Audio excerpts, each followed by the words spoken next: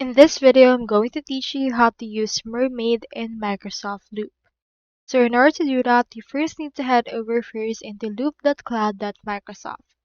Once you're in here, the next thing you need to do is just click on this Get Started option that we have right here in order to create an account. So if you already have a OneDrive account, Office account, or Microsoft Word account, you can proceed to use that as well. So on my case, since I already have it, let's just proceed to click on the sign in option in order to successfully sign in.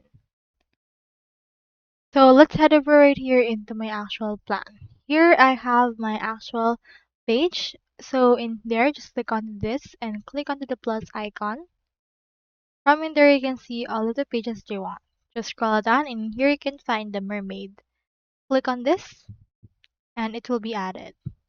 So on my case, let's head over and then edit it according to our liking. We have in here the preview as well as the code, so you need to be knowledgeable in coding in order to use this. I already have a ready-made code. Here it is right here. And you can just proceed to change some things if there's any error right there. So what you can do is you can just add it right there according to your liking and then show right here the lines and see if it actually works right there.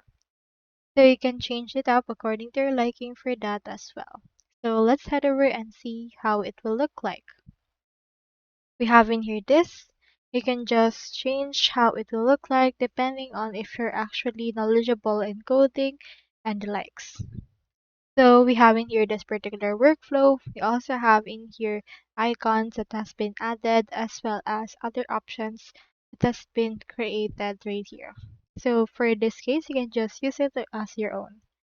So that's all there is today, and I hope this video helped you out.